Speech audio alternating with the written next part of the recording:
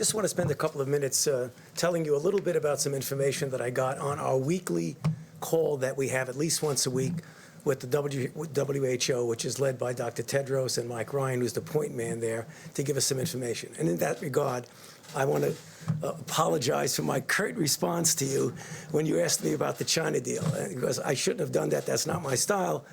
But what I really wanted to say is that my job is that I'm a scientist, I'm a physician, and I'm a public health person, and I don't like to get involved in that stuff. So anyway, getting back to the WHO.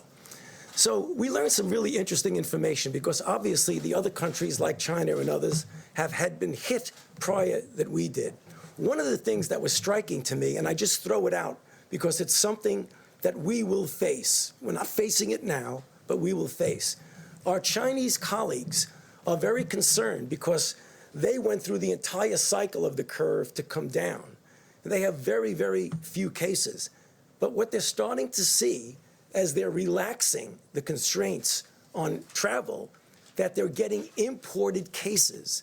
And they wanted to warn us that when we get successful, make sure you very carefully examine how you're going to release the constraints on inputs. So I know we're going to be successful in putting this under control, but I think we're going to have to remember we don't want to import cases in.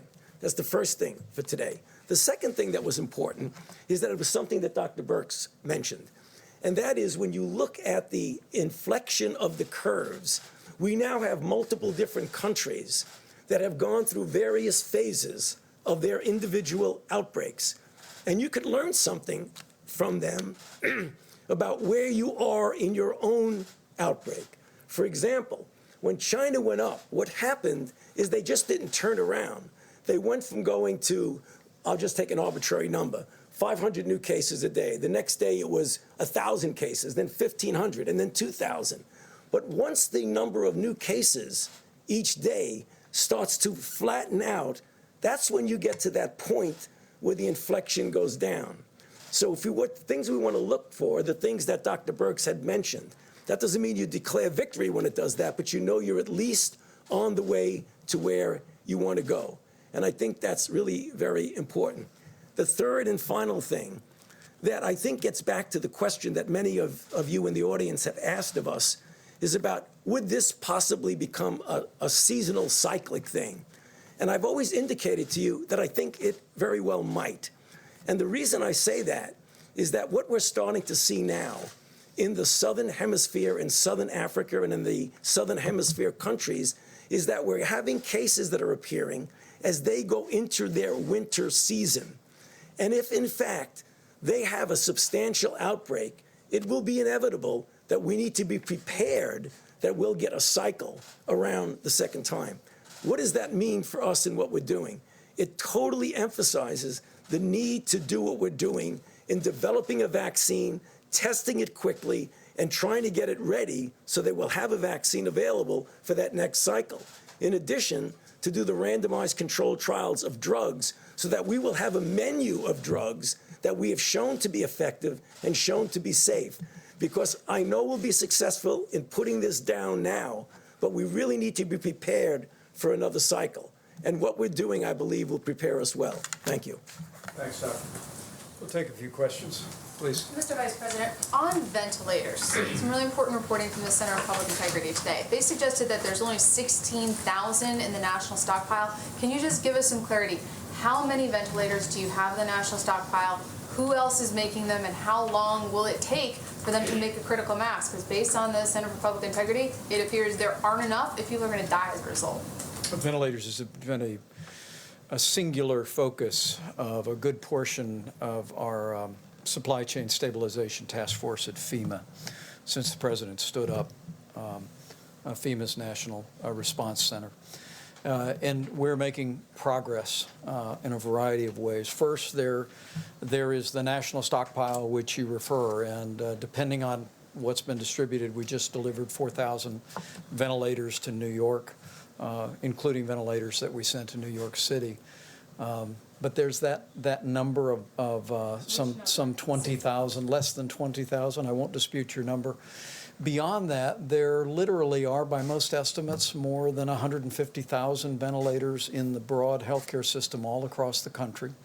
We also, working with anesthesiologists, and there was a very important conference call today, we have determined several weeks ago that the devices that anesthesiologists use for outpatient surgery can be converted with the change of a single vent to a very useful ventilator.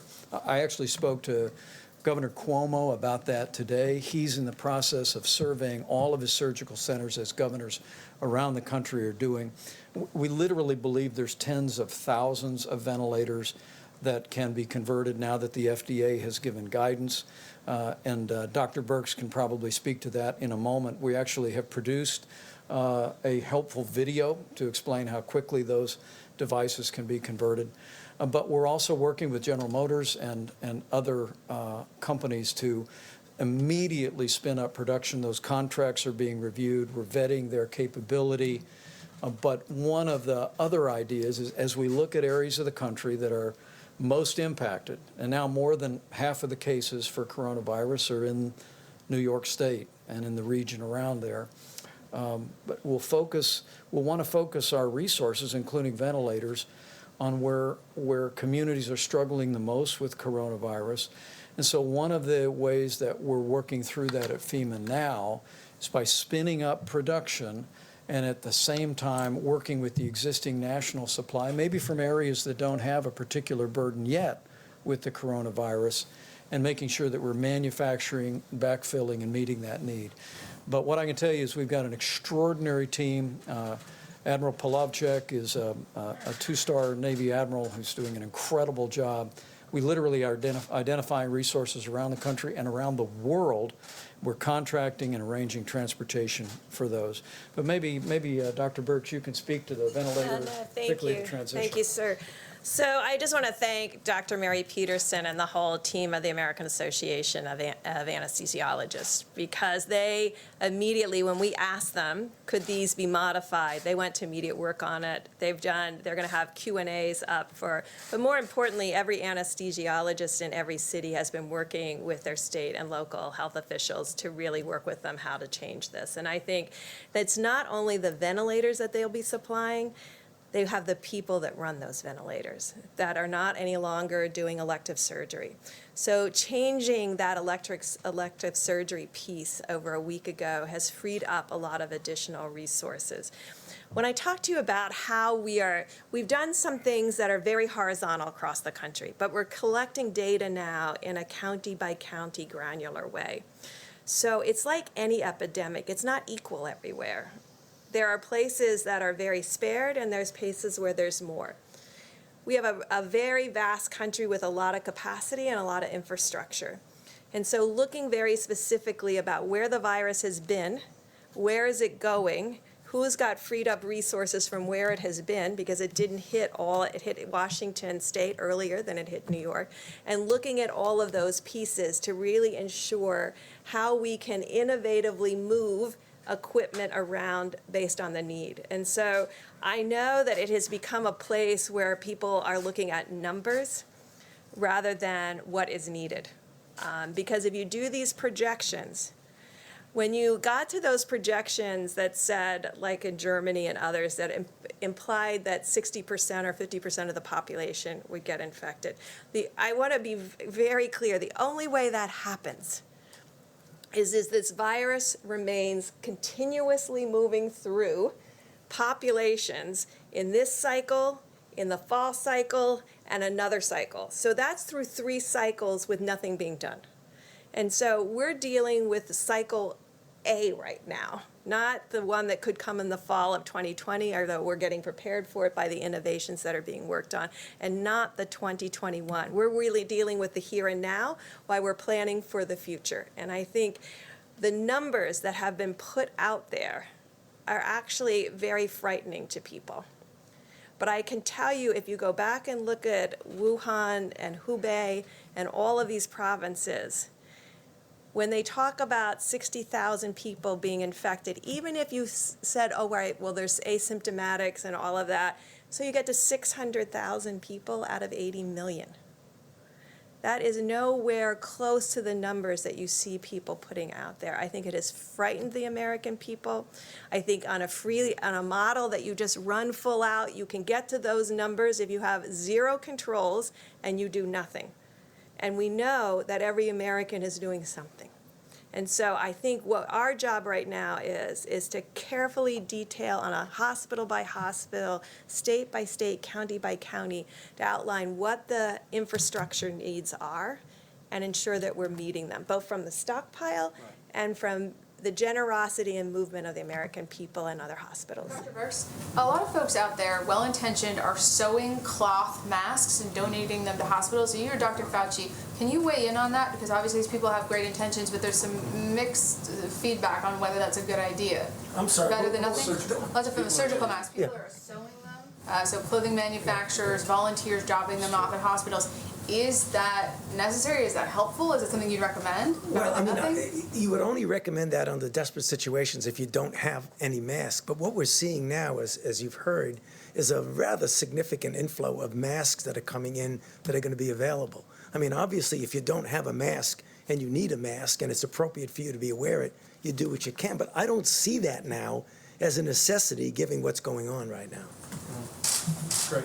Great. Mr. Vice President? We'll take a couple more, thanks. Go ahead. Thank you, Mr. Vice President. We keep hearing reports of competition among states that are trying to buy this necessary equipment on the private market.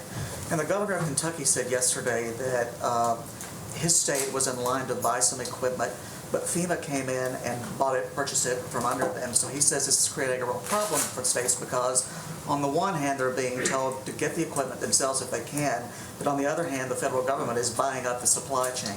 So is this a problem that you're hearing about, and what is your advice to states like Kentucky that are having this issue? I actually spoke to the governor of Michigan today, Governor Whitmer, and I, about just that. And we put our FEMA regional representative right on the case. We want to make sure that we're acquiring every bit as much as we can through FEMA. But as we work with the supply chain, we want to have full coordination with the states and the requests they're making and hospitals that they're making. And we're looking into those matters. But make no mistake about it, this FEMA team at the President's direction is leaning into this effort, leaving no stone unturned. Literally searching not just the nation but the world for all these critical supplies. And as the President just reported to you, we're in the process of shipping 9.4 million N95 respirators, 20 million surgical masks, 3.1 million face shields, and the list goes on. And we're going to be shipping those every single day. But as I told Governor Whitmer today, who's leading her state through all of this with great energy, we want to partner with her. We want to partner with every governor and make sure that the left hand knows what the right hand is doing in terms of acquiring resources. Mr. Vice President, thank you, sir. Or how about you right here? Thank you so much. No, right here. Thank you. Can I ask Thank the you. next one? Go ahead. On the mask question, healthcare workers on the ground still report that there are mask shortages. What timeline do you predict for making sure everyone who needs a mask is adequately supplied?